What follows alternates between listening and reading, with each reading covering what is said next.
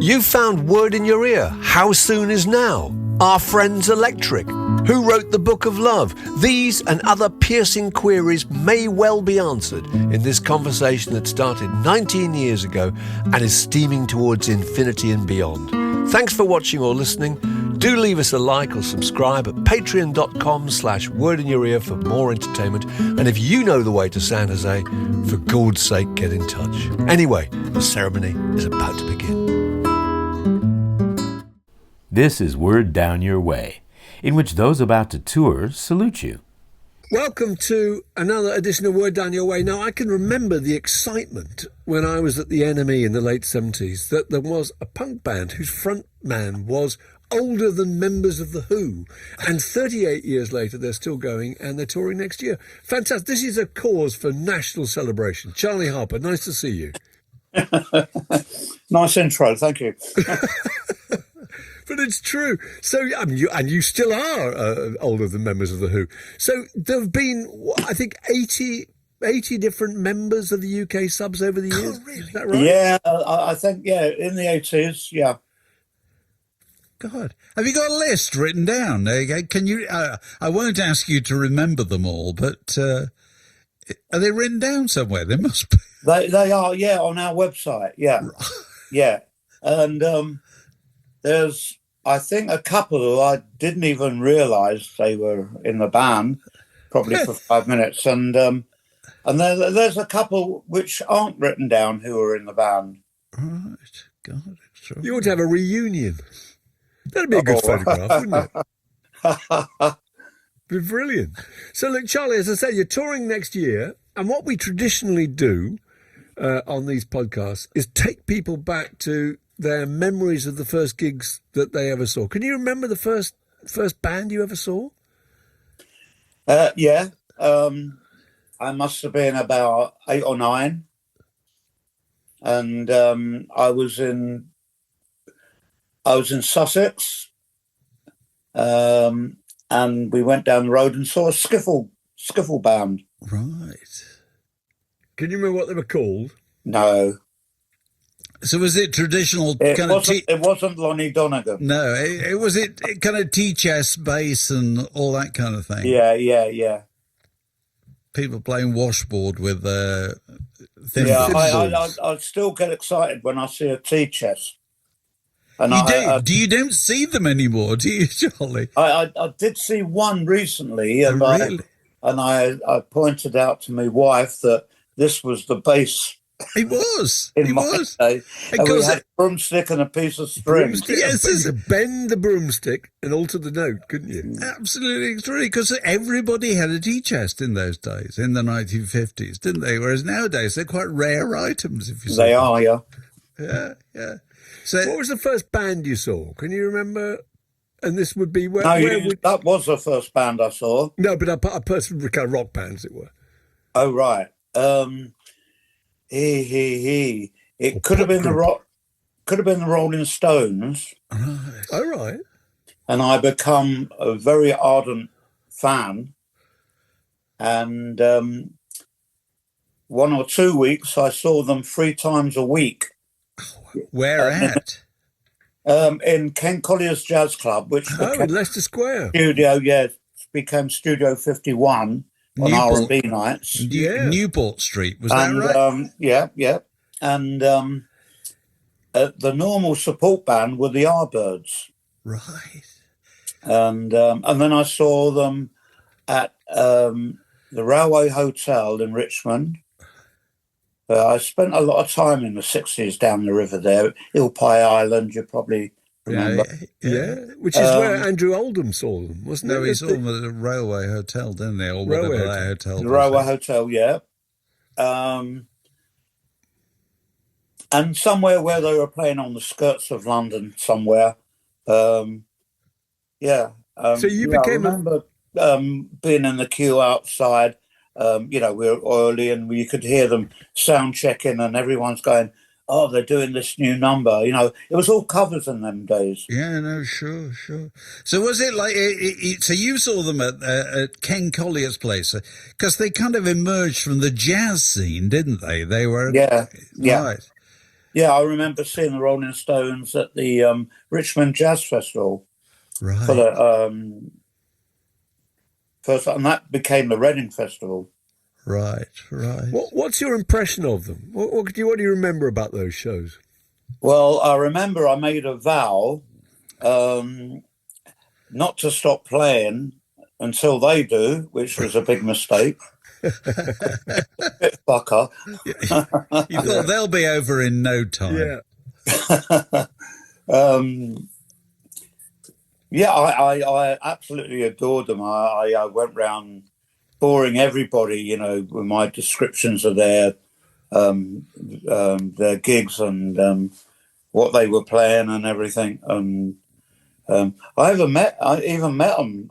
Well, because if you remember, Studio 51 on the corner of that Newport Street was the Porcupine pub. Oh, right. And they used to drink in there before they came in the gig. And this is every week.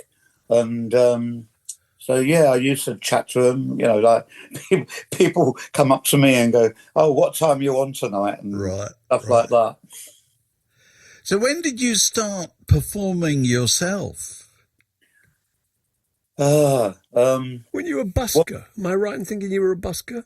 Yeah. I was busking. And so that kind of... If you can do that, which a lot of people I met couldn't do, great musicians couldn't do it, you've got no kind of sense of stage fright after doing that. Right. Go on. I must inform you that I've written a book. All right. And all this is in my book, but I still can't remember. What did you play when you busked, and where were you busking? Was it in tube stations or what? Yeah, in the winter, or I mean, in severe winter, I wouldn't go out, but there were tube stations were the place where if you had a bottler, someone holding the hat, and you go down, I think it was Piccadilly, and you're at the bottom of the big staircase, and people could hear almost the whole tune coming down. And you had a bottler down there. It was completely illegal, but if you were down there 10 minutes, you got a hat full of money. And in the end, I was able to buy my own bed set. Well, buy it, but... you bought a bed set with the money you made from busking? Yeah. This is astonishing. I got pretty good in the end. So what was your repertoire? What were the tunes that made the most money? Oh, well, last night I was watching a thing on telly, a lovely documentary on Donovan. All right. Remember him? Yeah, fondly. Yeah, and he played a couple of songs like Super Lungs. All right. This is where I met a guy who played tin whistle, and we changed the repertoire to a lot of these kind of 60s tunes, Super Lungs, and what's the song? Rabbits Running in the Ditch, Beatniks Out to Make It Rich. Oh, Season of the Witch. Oh, Season of the Witch, yes, of course. Yeah. It's just a couple of chord songs, right. But it worked with a tin whistle really well. But before that, I was doing a lot of country and western art. I think things like Woody Guthrie, right, Ramblin' Jack Elliott, Big Bill Brunsey, and all those kind of. A favourite was San Francisco Bay Blues. Jesse Fuller. That's a really good Jesse song. Fuller, yeah. And buskers still play that. Bottle of Wine. Oh, Fruit of the Vine, When You're Gonna Let Me Get Sober. Yes, I can't remember who wrote that, but no, I can't remember. all those old and really bouncy, and the tube train was stopped. Everyone get off, about 200 people, and and I end up just doing those two songs because everyone would bunk. That's the one that made the money. Yeah. So what kind of amount of money could you make in a day? I'm really fascinated. This is, what year are we talking about here? Mid-60s? 64, 65. And you were making how much a day? Well, my friends were making £8 a day, which was a lot of money in them days. Well, it was a huge amount of money. I probably was making £3 or £4 a day. Right. I remember one time a guy threw a fiver in my hat. He must say he was in Soho. And I was in that new tunnel they made at Tottenham Court Road. Yeah, I'll never forget that. He must have been a rich musician. Yeah. Must have been sort of in some big band. Then. Went out and bought a car. So how did this lead to the UK Subs? I mean, did you keep on playing all the way in the 60s, 70s and so forth? Were you? Yeah. I was down Leicester Square busking, down the tube station, with my mate who played tin whistle. And, so come summer or autumn, he went hot picking down in Kent. And, when I met him, he said to me, I'd love to play guitar. I'd love to be able to play guitar. So I said, I'll teach him. So I did teach him just the chords and stuff. Then he went down hot picking. And when he came back, he was a fully fledged blues player, playing lead guitar and blues. So he made a pact with the devil. Exactly. Yeah, exactly. In the hot picking. In a hot field like in Kent. That's brilliant. And so we were around his house, and he put a B.B. King record on, and he listened to the notes and the bends, and he was so musical, and he could read music and been schooled in music. He could play the notes as B.B. King was playing the notes. It was astonishing. So you formed a band? We did. We went up. What were you called? Beowulf. Beowulf? The old Scandinavian... Beowulf, right. Beowulf. Right. We called it Beowulf anyway. Yeah. Okay. So, sorry, I think you'll find Beowulf. Okay, beer's okay. Ignore that. Yeah. So we formed this band, and a friend of mine played drums. And when we got together, I didn't realise he was he was 16 years old, and a really good drummer. And then we were Robin, the guitarist, said he knew a singer. I played Robin. We bought Robin a Stratocaster, and then I bought a cheap Hofner very thin bass, and I started playing bass then. If you play guitar, you know where the notes are, so right. Quite easy. So, and he said he knew the singer, and this guy came along, and in them days, people had hair down their shoulders, but this guy had blonde hair down his back. And he was a brilliant singer. He also played harmonica. And he was real good. And we rehearsed all summer. And we thought we were doing quite well. And then suddenly someone poached this guy called Ryder. A good looking, tall, blonde guy. And because there was the two blondes, the drummer had natural blonde hair, and Robin was quite, mid-brown. That's why we called it Beowulf because they look like Scandinavians. Yeah, Vikings. Anyway, Ryder was poached, and I never saw him again. Because he was a great, great talent. So I'd love to know what happened to him. I wonder what happened to him. Amazing. So when did the UK Subs start? Well, I went through many bands. I had a band called Charlie Harper's Free Press. And that's very of the time. Free Press. Were you a political band then?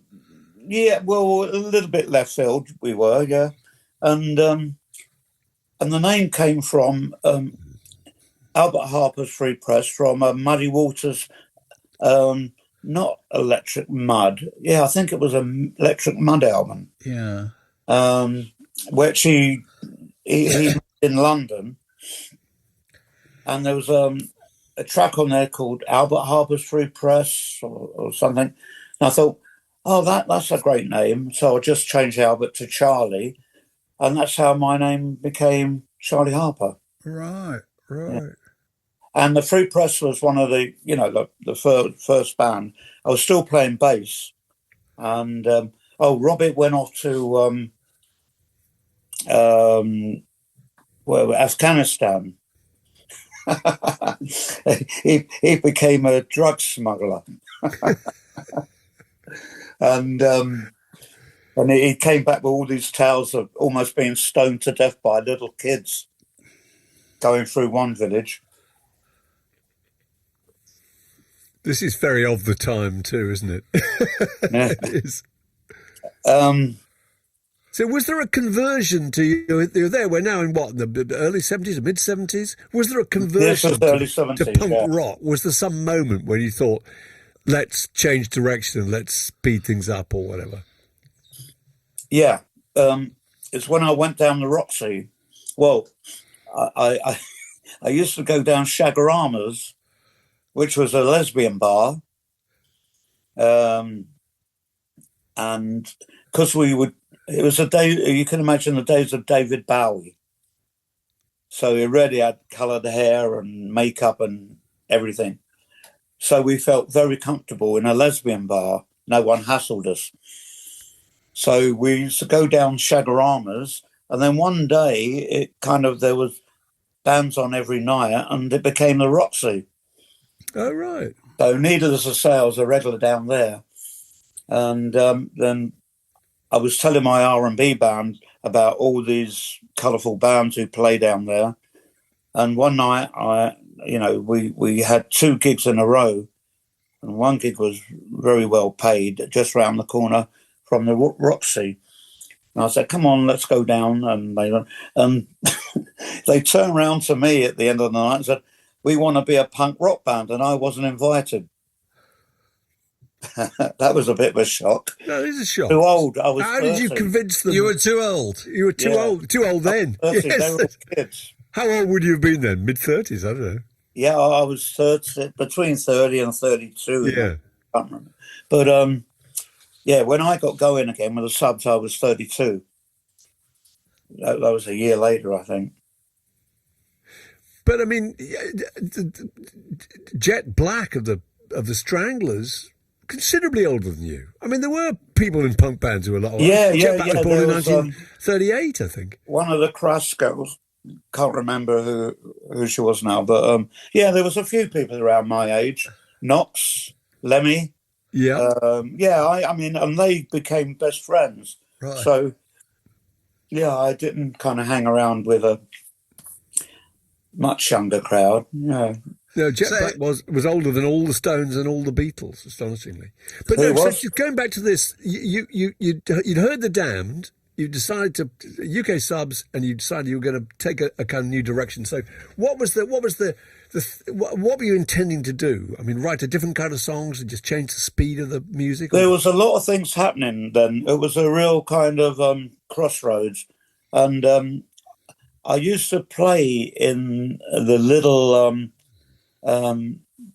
pub in Islington, Hope and Anchor. Right. And I had a residency down there with my R&B band on a Friday night, which was always pretty packed. But the 101ers used to pack out a Wednesday, which was, they were that good. And Joe Strummer was playing the same music as I was, but he was putting his own words to it. And I thought, I can do that. So, then we kind of morphed into the UK Subs at that point. And how did you change the way you looked?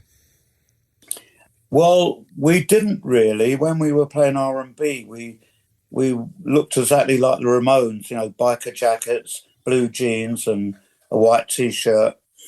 And except for I had an afro. So my afro gradually went shorter, and then it went into dreadlocks. And there was a lot of little changes in punk rock. There was the convoy cut. I don't know if you remember that, but describe the convoy cut. Describe that. It was shaved off at the sides, and it was like kind of scruffy on top, and left to kind of grow into a mullet at the back. Am I right in thinking you were once a hairdresser? Yeah, you were, weren't you? Yeah. When you were 15 or 16, you started out as a hairdresser, isn't that right? Yeah. Amazing. Of which there aren't that many. I met a woman the other night, and we were in some club or pub somewhere. Oh yeah, it was the Albert in Brighton. I think it was Sunday afternoon shows, and she told me that I used to cut her hair, and her hair looked absolutely brilliant then. She must have been about 17. She looked gorgeous. Right. Trying to think of other musicians who were. Kevin Rowland, famously a hairdresser, wasn't he? He was. Sting. I didn't know that. No, I didn't know that. I didn't really know Kevin, although I saw the Killjoys a few times. Right. Yeah. So tell us about. So UK Subs are touring next year, presumably. Mm-hmm. Is this a special anniversary, or this is just what you do? No, it's mainly kind of festivals and a few shows tying them up, but it's money. Right. Fair enough. We get offered loads of money now. I mustn't talk about money. Here comes my wife. No, fair enough. Of course, no one's doing it just for the love of it. What a great way to make a living. Yeah. Yeah. The poor guys in the band don't have money, so we have to do it. But the UK Subs have inspired a huge amount of loyalty and devotion, haven't they? I mean, you get a lot of the same people coming to those gigs. Yeah, that is very, very nice. Yeah, that's lovely. So a lot of these people individually. A lot of them, yeah, a lot of them. Yeah, I mean, it's funny that a lot of people drop off for some reason, but they're replaced for a whole new crowd. And our last tours in Europe and England, lots of I think it's parents bringing their children. Yeah, I'm sure. And they're grown up now. Yeah. And there was one kid, and he's about 6'4", and I've known him since he was a little kid, and now he's an old guy, 6'4", and his father's too old to come to the gigs now.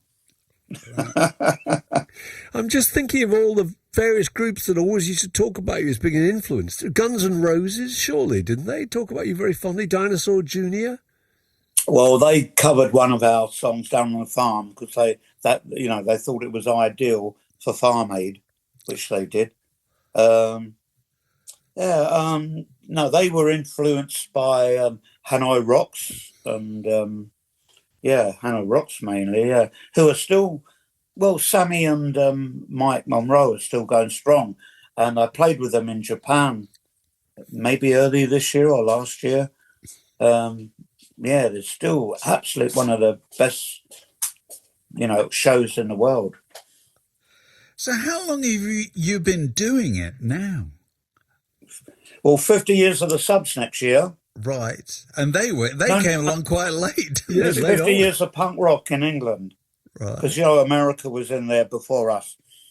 60 years of punk rock. And then we were the Subs then and still playing R&B, so we can't count that. We were the UK Subs in 77. Right. So and then I was playing since not 50, 67. Right. And what are the things that get harder? Get harder? Yeah. Yeah. I'm frightened. I can't dance around anymore. But and it's harder to get adrenaline. I can't make adrenaline like I did. So even then I'm that old, on adrenaline, I could dance around and jump around. And now I'm worried that just standing at the mic for an hour, you know, when I'm out shopping or anywhere I'm watching bands, and after about 20 minutes, you know, at the Albert, the gig's upstairs, I've got to go downstairs and have a little sit down. So I watch a band for about 3 or 4 songs and then go down. And have a sit down. I don't blame you at all. No, not at all. I'm really interested by the thing about adrenaline, though. Does that mean that you just don't get pumped up? You don't get that sense of anticipation and excitement when you're about to go on stage? Or? I do, but it's not as strong as it was. Right. Yeah, you're gonna. Yeah. Go on. Did you run into some kind of trouble in America getting, I think it was earlier this year, about getting deported? I did not. You The band did. The band did. What happened? The band got turned back. What happened there? Well, we think it's Alvin, who's very kind of political. All right. You know, said a lot of bad things about Trump. On social media. And I just strolled through. They said, "Why are you here?" And I was with the wife, and we said, "We're going to see this festival, rock festival." And they said, "Oh, what rock festival is that?" And my wife said, "Oh, I can't remember the name. I got it on my phone." And she got her phone out and said, "Oh, go." And we got in no trouble. It was like a few seconds. But we've got a German drummer at the moment and a Spanish guitarist in Europe. And some reason they were sent away. Well, first of all, they were put in jail. So they all spent the night in jail because we go there like a few days earlier to get rid of jet lag if possible. But yeah, I got in, and luckily our record company's in Los Angeles where we were going to do this festival. And they said, "Don't worry, Charlie, we'll get a band for you." And yeah, and they got like a great Mexican-American drummer, really powerful drummer. They got this older guitarist who looked great, his style and everything, great player. And the only thing he didn't play loud. So I told her, we had a little rehearsal in the back room, and I said to the girl on the desk, just turn them up as much as you can. And lo and behold, one of my old Spanish bass players was out there playing for Total Chaos. So they just changed their time a little bit, and he played with me, and we just killed it. Yeah, we just went up there and killed it. And it was such a young crowd, like 77 Punk looks like it's on fire in the on the West Coast, because the West Coast is a different country to the East Coast. In fact, every state you could almost say is like Europe. It's a different country.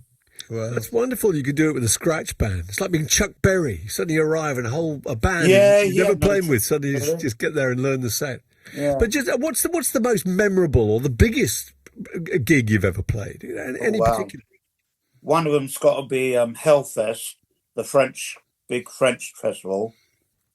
And we went up there with one of my mates on guitar who's never played with us. We played with the Urban Dogs, so and he kind of done all right, but and he's poor thing. He said, "Right, I've played for 30,000 people now. I'm never going to play another gig again." And he didn't, but he died of COVID Oh. Yeah. Oh, well. Well, how long do you imagine you're going to keep doing it, Charlie? It's fantastic that you are. Well, I think we'll see how this goes like next year. And but I'd like to retire really. I'll be 82 then. That time. I still play acoustic guitar. All around. I still like playing acoustic guitar. And I think yesterday I started to write a new song. So yeah, like, Has it got a title? the new song. Yeah. It may have. I've forgotten it now. It may have. I think I did have kind of idea of the lyric. You know, There could be a more sympathetic audience for this You than ought Dave to and write- I.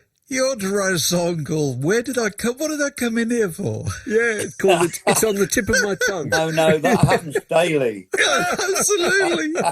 You could do an album, Charlie, That's called "What Did I Come in Here For?" People would really like that. Yeah, the horrible things when you go up the stairs. Yeah, it's when you go upstairs. Why have I come What upstairs? am I doing? Well, Track 2. Where did I leave my glasses? This is No. brilliant. it's all happened. If I could think of some even funnier ones, yeah. That's fantastic. Well, look, it's My been... wife was looking for her glasses the other day, and on her head. Yeah, there you Oh, go. their head. They're on this They're track, on your head. It's track 4. They're on your head. But This there is you go. brilliant. There you go. You know, getting old is quite funny. It is. You know, it really is funny. And I'm going deaf, and it, you know, that's quite funny. And you know, you're around a crowd of people, and they're all, you know, what we call bullshitting. So just it's a load of rubbish, you know, and you can count yourself out because You can't hear it. Can't hear Can't what's hear it. going on. I'm just trying to imagine you going along to, have your hearing check, and they say, "And what do you do for a living, sir? Are you retired? Are you still working?" "Oh, I'm the leader of a punk rock band." I said, "I'm the leader of a..." Yeah, the doctors kind of seem to screw it out with you sometime, but Yeah. oh, and me dentist. The dentist knew I was because her husband's played in the same gigs, Yeah. but you know, just banjos. Well, it's fantastically impressive, isn't it, Dave? It's so brilliant. Very good. Very Brilliant good. you're still doing it, and brilliant you're going to carry on. And yeah, those dates are the 50th, what is it now? The 82nd birthday gig is, I think, next year. Is it May? I can't remember now. Yeah, 25th May. Yeah, 25th of May. Brilliant. Okay. Charlie, great to talk to you.